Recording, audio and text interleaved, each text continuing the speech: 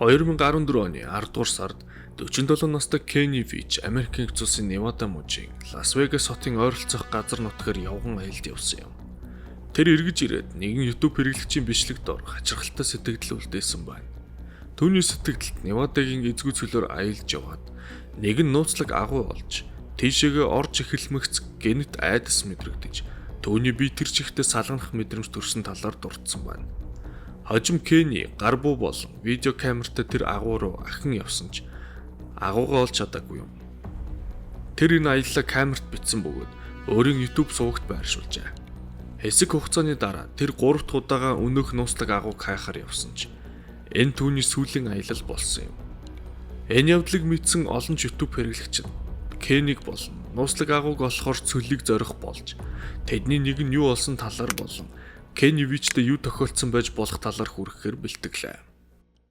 2013 оны сүүлээр 51-р бүсэд ажиллаж байсан хүний хүү гэх нэртэй бичлэг YouTube сүлжээнд байршсан юм.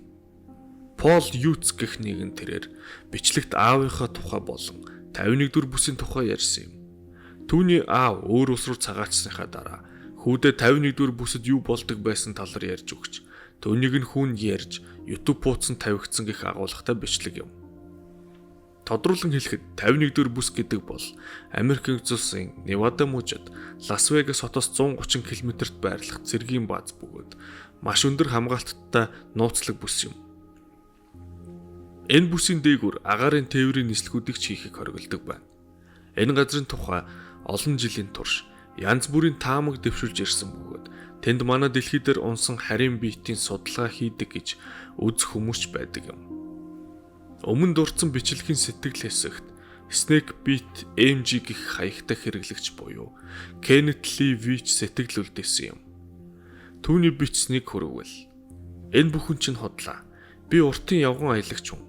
Нэг удаа би нээлээс агаарын цэргийн баазын ойролцоо аялж яваад амсар нь үсгийг санагдуулам хэлбэртэй агуу олсон. Би олсон агуу болгон руугаа орж үздэг зуршилтай. Тэр агууд орж эхлэх үед миний бие өөрийн мэдлгүйг чичирхийлж эхэлсэн. Цаашлах тусам улам эвгүй болж гэнэт надад айдас мэдрэгцэнд би тэндээс гүйж гарч ирсэн. Энэ бол миний амьдрал тохиолдож байсан хамгийн хачирхалтай явдлуудын нэг яах аргагүй мөн гэжээ. Кенни Лас Вегас хотоос 13 км-т байдаг Нэлис баазын орчмоос амсар нь хэлбэртэй агуу олсон талаараа бичжээ. Энэ бичлэгийн доор сэтгэл үлдээсэн нь Кенниг нууцлаг объект болон нууц баазын талаар сонирхдог байж болохыг илтгэж байна. Кеннигийн энэ сэтгэл дор маш олон хүн хариу бичиж, түүнийг тэр газартаа эргэн очиж, тэр талаар бичлэг хийхийг санал болгож байлаа. Үүнээс гадна түүнд энэ нь аюултай гэж олон ч хүн анхааруулж байсан ч Кенни буцаж очиход тэдэнд амласан байна. Үүний дараа Кенни 2 дахь удаага тийшээ аялж, энэ тухайгаа өөрийн YouTube хуудсанд байршуулсан байна. Тэр энэ удаагийн аяллаа камерт бичиж, мөн юуны магад гээд гар буу авч явсан ч өнөөх агуугаа олж чадаагүй байна. Энэ өдөр Кенни өөр 3 бичлэг оруулсан нь Shark Tank нэвтрүүлэгт өөрийн бүтээсэн зүйлсээ танилцуулсан бичлэг байж. Кеннигийн аяллаа бичлэг олон хүнээс шүүмжлэл хүртсэн бөгөөд түүнийг ахин 3 дахь удаага явахыг ятгах тулгсан сэтгэлүүч байсан байна. 2014 оны 11-р сарын 10-ны өдөр Кенни 3 дахь удаага нууцлаг агуун эрэлж явсан юм. Тэр явхаасаа өмнө богино хугацааны аялалд явах талаар гэрийнхэндээ хэлсэн ч эргэж ирээгүй юм. Кенниг ирээгүй удсанд гэрийнхэн нь санаа зовж ирж хайж эхэлсэн байна. Кеннигийн охин Виктория Вичийн бичснээр миний аав бол жинхэнэ аяллаа донтой хүн. Тэр маш бие сайтай, тулааны урлагаар хичээлж, өргөлж гүйж байдаг. Аав маань зэрлэг газар нутагт хэрхэн амьд гарах зэрэг маш өргөн мэдлэгтэй хүн. Тэр гөрвлөөс ахуулаад ямар ургамал, самар жимс хэрхэн олж, амь зогоох гэд бүхий л талын туршлагатай хүн. Тэр магадгүй гэмтэл авч одоо амьд биш ч байж магадгүй. Би түүнийг мэдхийн хувьд тэр явж чадчих байвал олдох байсан гэж бодож байна гэжээ. Түүнийг алга болсноос 13 хоногийн дараа эрлийн ажиллагаанд оролцож байсан сайн дурынхан хавцлын дор байх хуучин уурхайн цооногийн ойролцоогоос Кеннигийн гар утсыг олсон байна. Red Rock Search-ийн ахлах Дэйв Камингийн хэлснээр бид Кеннигийн гар утсыг ашиглахтаа болсон хуучин уурхайн цооногийн ойролцоо олсон ч одоогоор өөр улмөр олж чадаагүй байна. Энэ түүнийг яг тэр цооног руу орсон илтгэхгүй ч бид цооногийн болон тэр хавийг маш сайн самнаж байгаа гэж. Red Rock Canyon даяар хэдэн 7 хоногийн турш нислэг тэргээр болон газраар ирэн хайсан юм. Одоо түүний 2 дахь удаага явахдаа бичсэн бичлэгийн хэсгээс үзцгээе. Look at that. Kind of right there. That's kind of cool. All right, I'm going to turn it off and then I'll turn it back on here. Look at that. That's pretty cool right there. Huh. All right, off with the camera. Well, I'm leaving it in the dust. Oops. And the canyon's getting a little more narrow. It looks like it's blocked off, but I can squeeze through that. It kind of turns into like an S, but it just keeps on going. And then there's lots of little caves, but they're not the kind of cave I'm looking for. The kind of cave I'm looking for is deep and it's dark and it's shaped just like the letter M. Кенигийн талаар мэдээгээр гарч мөн янз бүрийн интернет форумууд дээр бичигдснээр түүний хэргийг сонирхох хүмүүс нэмэгдсэн юм. Тэдгээр хүмүүс саяны бичлэгийг ихээр үзэж Кенид юу тохиолдсон талаар ямар нэг хариулт тэндээс ирж эхэлсэн байна. Кени бичлэгээ бас өөр нэг уурхайн цооногийн дэрэгдээс эхэлжээ. Тэр хавьд ийм цооногуд нэлээдгүй байдаг юм.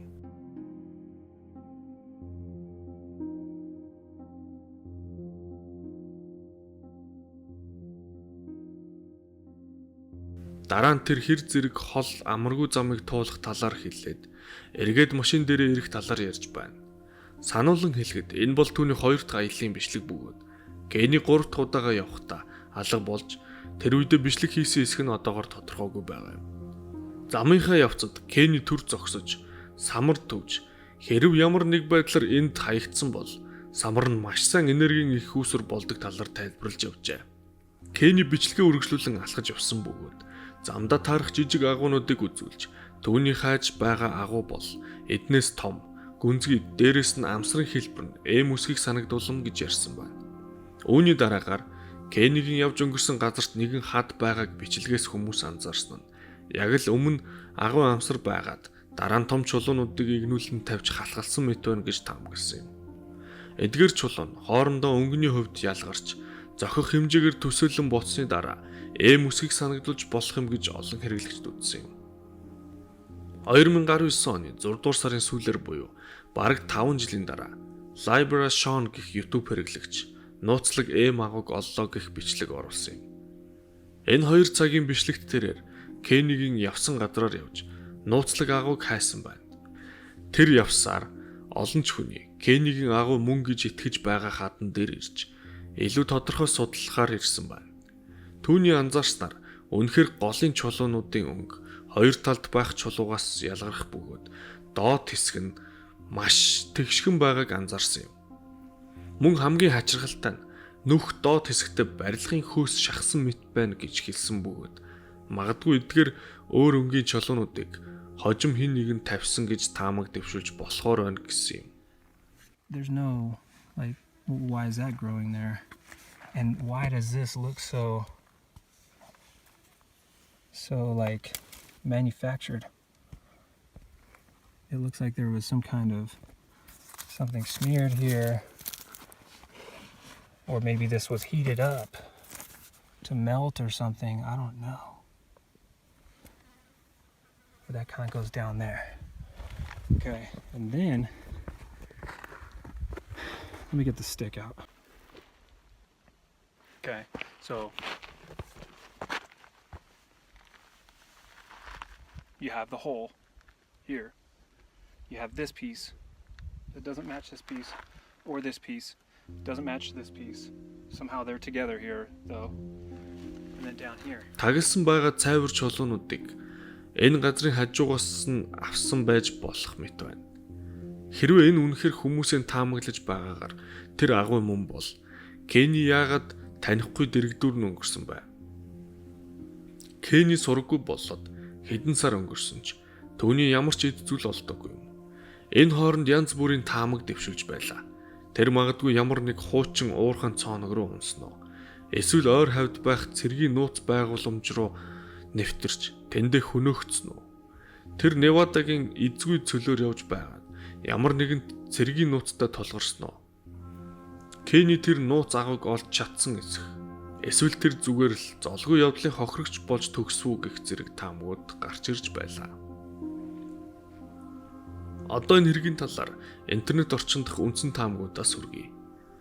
Кенигийн машин энд олдож, түүний утас энд хаягдсан уурхайн дэргэдээс олдсон.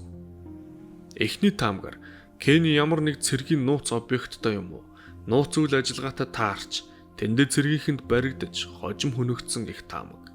Невада мужийн нутагт нууцын зэрэгэлтэй цэргийн объектууд олон байдаг байна.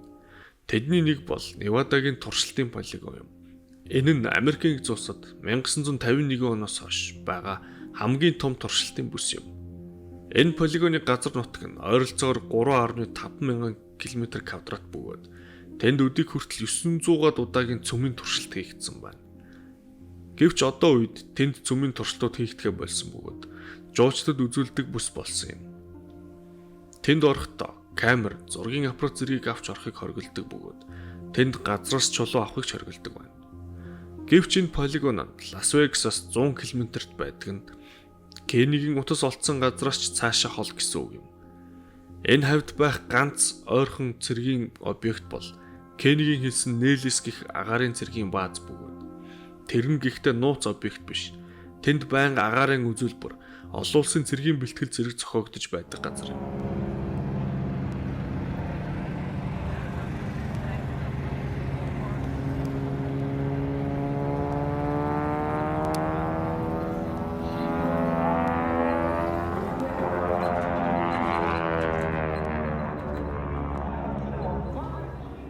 Хүн бүрийн хардах дуртай 51-р бүсч гэсэн Кенигийн алга болсон газраас 100 км-ийн цаана байж энэ бүгдээс үцхэд Кени ямар нэг цэргийн нууц объектэд нэвтэрсэн гэх таамагийн боломж маш бага болж байна.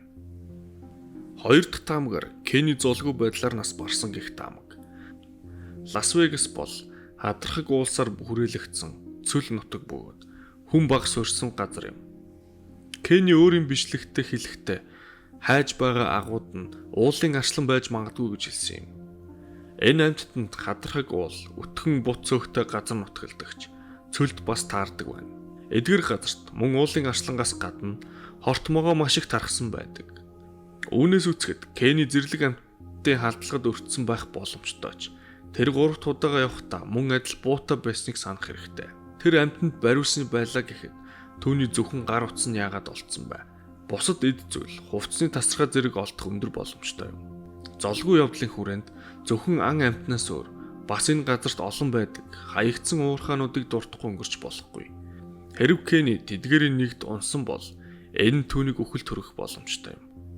Кени тэр өдөр өөрийн 20 жилийн аялын туршлагатаа бардан ямар нэг эрсдэлтэй алхам хийснээр магадгүй хадан дарагдах гэх мэт золгүй явдал тохиолдсон байж болох уу? Одоо 3 дахь буюу бусад таамагуудаас илүү үнэмшилтэй нэгэн таамагийг сонсцгоё. Кени алга болоод хэдэн сарын дараа түүний бичлэг дор Шерион Пилгрим гэх хэрэглэгч маш дэлгэрэнгүй сэтгэл үлдээсэн юм. Түүний бичсэн зүйлс энэ явдлын магадгүй үнэн учрыг тайлсан байж болохоор санагдаж байна. Одоо тэр сэтгэлдлийг хүргэе. Би Кенигийн найз бүсгүй байна. Олон ч хүн түүний талаар таамаг дэвшүүлж байна. Та бүгд Кенигийн тухай сонсоход гунигтай байгааг ойлгож байгаач. Түүнийг одоо болтол олоогүй байна. Түүнийг ахаад удаан хугацаанд олохгүй байх. Магадгүй хэзээ ч олохгүй байх. Би та бүхэнд жаахан ч гэсэн нөхцөл байдлын талаар өөрийн бодож байгаа, мэдэрч байгаагаа хуваалцмаар байна. Кени цөлөөр аялах маш дуртай байсан. Энэ бол түүний хобби юм. Бид хамтдаа зөндөө удаа Невадагийн цөлөөр аялсан туршлагатай. Бид хаягдсан уурхайн хотхон, ууланд хаагуй, уурхайн цооног зэргийг олж судалж байсан. Кени тэр тал дээр надаас илүү зоримог байсан юм. Бид аялалд маш хариуцлагатай ханддаг байсан бөгөөд могон хамгаалалт хөлдөө зүүж, нарны хамгаалалт хэрэглэж, хоол хүнс, ус зэргийг хангалттай нөөцөлж явдаг байсан. Кени бит хоёр маш олон адал явдалтай учирч, сайхан зүйлстэй таарч, Тэр бүгдийнхээ зургийг авч мартагдчихгүй дурсамж үлдээж чадсан. Хэрвээ та цүлд дуртай бол манай цүлүүд маш сайхан. Тэнд амар биш ч та болгоомжтой байхад илүүдэхгүй болов уу? Миний бодлоор Кенид золгүй явдал тохиолдсон гэж бодохгүй байна. Би түүнийг сайн дураараа тэнд үүрдүүлсэн гэж бодож байна. Тэр маш удаан хугацаанд депресстэй явсан ч депресстэйгээ тэмцдэггүй байсан. Кени алга болохоос жилийн өмнө ажлаасаа гарсан. Тэр өөрийн зохион бүтээсэн зүйлийг зарж чадна гэж найдаж байсан юм. Үүнээс гадна түүнд бас нэгэн сонирхол байдаг нь байшин ковбой стилээр тогтжуулах юм. Тэр 5 жилийн өмнө байшин худалдан авч энэ маягаар тогтжуулсан нь миний бодлоор тэр нь маш сайн болсон. Гэсэн ч Кени өөрийн бизнесийг эхлүүлж чадаагүй юм. Ажилгүй жил болоход нь түүний мөнгө дуусч эхэлсэн. Кени ахиж хэн нэгний дор ажиллахыг хүсээгүй. Түүнд цаг ирэх тусам улам бүр дарамт хүндрэлүүд нэмэгцээр байлаа. Тэр надтай өмнө ярьж байхдаа хэрв нөгөө ертөнц рүү явах болвол түүнийг хинч олохгүй байхаар хийнэ гэж хэлж байсан. Энэ нь агуу нөхсөөр дүрэн түүний хайртай цөлд маш амархан хийж болох зүйл юм. Тэр ганц өдөртөл асар их зам туулж чадна. Тэгэхэр Кени хэр хол газар хаашаа явсан ч тогтоох боломжгүй юм. Тэр 3 хоноход над руу залгаагүй учраас би цагдаад мэдгдсэн. Нэстэг тэргэрч тэр явганч тэр маш сайн хайсан ч түүний машин гар утас хоёроос өөр зүйл олоогүй. Кенигийн машин миний бодож байсан газар олцсон. Харин түүний утас машинаас 4 км-ийн зайд олцсон юм. Тэр сүлжээгээр өөрийгөө олохын тулд зориудаар уцаа тэнд орхисон байх. Үүнээс гадна тэр энэ удаа камера авч яваагүй. Түүнийг ямар нэг бичлэг хийх гэж яваагүйг харуулж байна. Надад Кенитэй өнгөрөөсөн олон сайхан дурсамжууд байгаа. Би түүнийг үргэлж санаж хайрлаж байх болно гэж бичсэн байна. Тэр өөрийгөө нотлохын тулд Кенитэй хамт байгаа 2 бичлэгээ YouTube хуудсандаа байршуулсан байна. Энэ бүгд гэхдээ зөвхөн түүний бодол бөгөөд яг бодит байдалд юу болсныг хэн ч мэдэхгүй байгаа юм. Магадгүй бид хизээч мэдэж чадахгүй байж болох юм. Энэ түрээд энэ түүхээ өндөрлөе. Та бүхэн өөрсдийн сэтгэлдлийг сэтгэл хэсэгт үлдээгээрэй.